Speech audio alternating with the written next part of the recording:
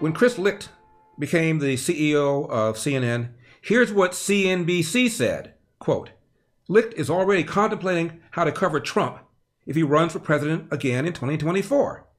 Licht hasn't told anchors or reporters to become more centrist, contrary to popular belief, according to people familiar with conversations with talent.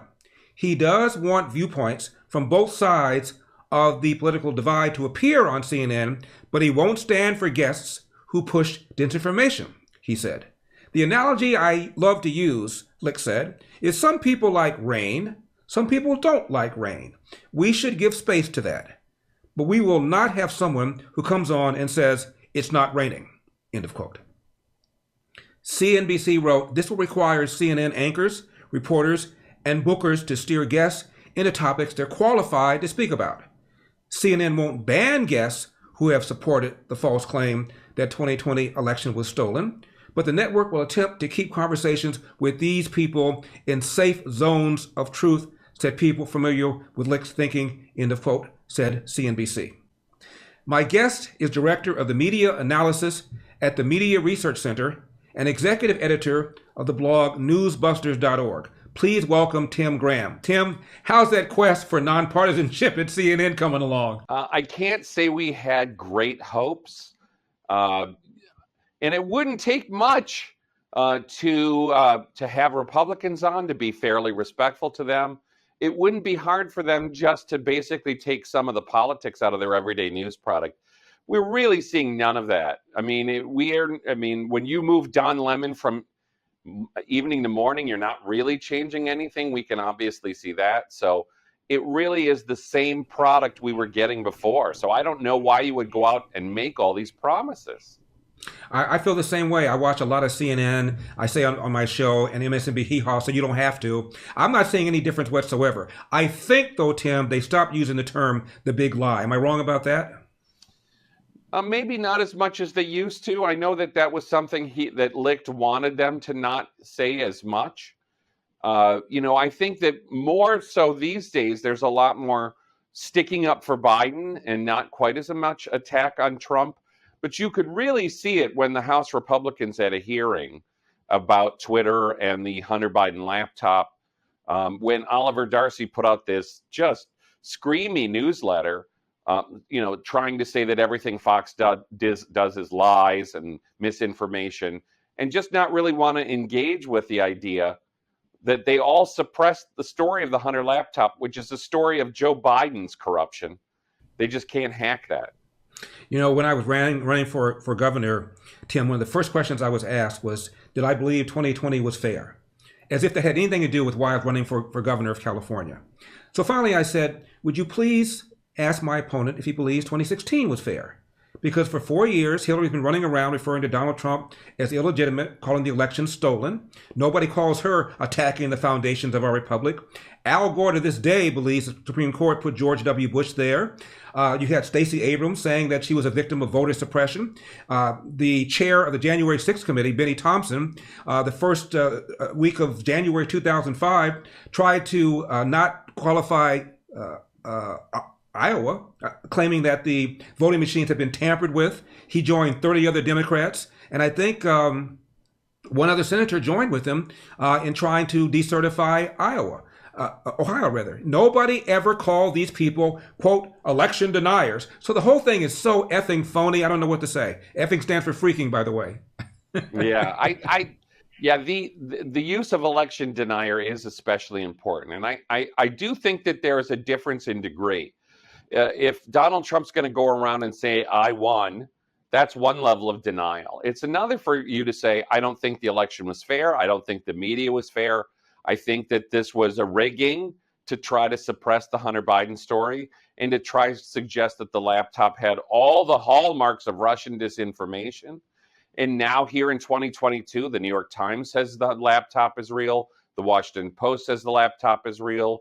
CBS News says the laptop is real. And people like Oliver Darcy at CNN are still running around saying it's fake. Tim, I know you've been talking about this for years over at the Media Research Center, but we are just outnumbered and surrounded. You got the Washington Post. They have never endorsed a Republican for president in their history. New York Times has not done one since 1956. all these left-wing reporters, academia left-wing, big tech left-wing. It's amazing sometimes to me that Republicans ever win a national election. What's that?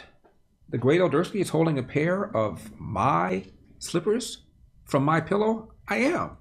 These are tan. They come in different colors. And if you don't like this style, they have another style. I happen to like that style. You may not like it. That's why they give you options. Here is what started it all, the MyPillow. They also come in different sizes. I sleep on one every night. You ought to as well. Nothing is more comfortable. And here is a 6-pack towels that actually work. By that, Mike means they are absorbent. Have you noticed you buy these towels in the stores? They look good, they feel good, nice colors. You take them home and they don't work, they don't absorb. These work, these absorb. Also, of course, different colors. And then there is the MyPillow Giza Dream Bedsheet. Giza is in Egypt. Mike scoured the world to find the best cotton and found out, surprisingly enough, it is grown in Egypt. Now, these come in different colors. Mine is in white because, after all, I am the black face of white supremacy, but you are not. So you may want a different color. And also, of course, they come in different sizes. There are over 100 products. Use the number on your screen or go to MyPillow.com and make sure you use promo code ELDER. MyPillow.com, promo code ELDER. Right. Is that, you could say, well, the media tried very hard to rig it in 2016 and somehow they failed. It is true that if the media got its way, the Democrats would never lose. So it does depend on, what is going on in the country. And so I think that media bias is sort of omnipresent. And so if we went to the supporters of the Media Research Center and said, we're going to fix this, that would just be dishonest. It can only be sort of rebutted and pointed out and fact-checked. I don't have a lot of optimism that there's going to be a lot of change. And sadly, that's certainly what's happening here at CNN. If anybody was like, well, these guys are now going to try to move to the center and try to be less liberal than MSNBC, that would have really been something. They're just not doing it. Tim, I have a theory about why they were so merciless against Donald Trump. It wasn't just that they thought he was a fascist, just they thought he was a racist. They thought all that. But they also, when he ran, did not take him seriously. So he was on CNN all the time. He was on MSNBC all the time. They thought of him as a joke, but they also realized that he got ratings. So they thought of him as a cartoon character. We'll put him on. It'll be entertaining. We'll get good numbers, and then he'll implode somewhere. And then little by little, Tim, he picks off his rivals, and they go, holy bleep, we've created a monster. And they wanted to make amends for it for the entirety of his presidency. That's how I see part of their almost pathological anger against Donald Trump. We were certainly documenting that in real time, especially in 2015. Not just all the live coverage they were giving the Trump rallies, but certainly when you looked at the evening or morning news product, or how many interviews were given to the candidates. Trump was getting much more time than the other candidates. Trump was all over Joe and Mika on MSNBC. Right. And remember, at the time, in the primaries, I think it's quite clear that Hillary Clinton's campaign thought this was the opponent we want. And that's a crucial part of this equation. So yes, I think the whole thing blew up in their face. So of course they were furious that their preferred narrative didn't win out.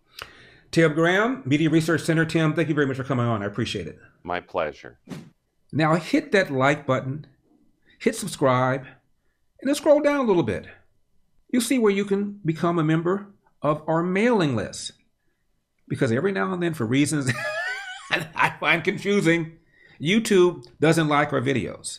If you want to make sure you see all of our vids, get on our mailing list. That way you don't miss a thing. And also, you see that round donate button? Hit that. Throw a little something in the tip jar to make sure we keep giving you great programming. Remember, LarryWithEpoch.com, LarryWithEpoch.com. I'm Larry Elder, and this has been the Larry Elder Show for Epoch Times. Remember, we've got a country to save. I'll see you next time.